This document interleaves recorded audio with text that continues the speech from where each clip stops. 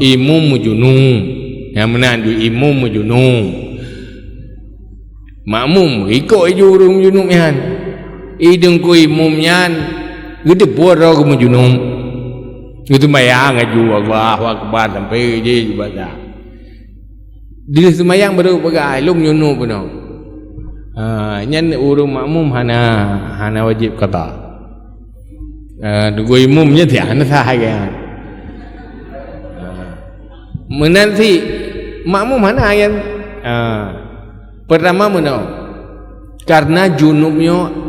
atau hadas hana meceh junub hadas kecil menanti hana itu mayangnya itu mayang aju makmum ikut aju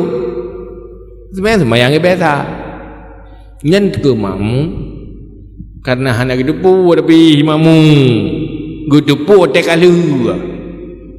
pada gedepu nyan makmum nyan sah itu sembahyang imum tetap sah malah najis yang tersembunyi yang sulit dikalan oleh makmum tunggu imum buh gedepu watanyan buh hana tapi makmum sulit kalan hana najis dia dalam jakrung dalam paha ke mungkin dikalan oleh makmum dia ke sembahyang aja gedepu najisnya makmum yang depu kan bere ikut je leh sembahyang baru dah najihan baru depu ada kala sama-sama hana depu phone sama-sama hana depu engkau makmum hana depu ganyan bayar kerung kamu najis tu som kamu lipat dalam dia duduk leh sembahyang kau depu tapi pada tempat yang sulit itu pun makmum nyan makmum hana payah ulang tetapi menyobat tempat yang gampang itu pun buat dapat tadi bagi mana dia kalah sekali makmum hotel itu memang baru dia kalah nyan payah ulang si makmum karena nyan buat tempat yang sulit tu pun adapun hadas nyan tiada tahan ada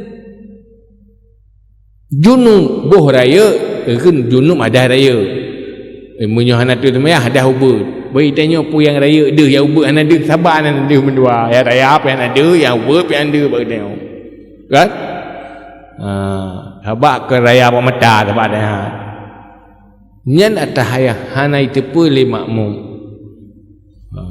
tunggu imum berhadas berkecil berbesar itu pun bakte kalah sembahyang nyah nak payah ulang ya ada ke pegah payah nak buku engkau imu masalah dosa je ialah masalah engkau imu kaya ke depurok hantar ke sembahyang ti nyan dosa lagi kan nyo ke engkau makmum berah yang engkau imu hanjut dosa ke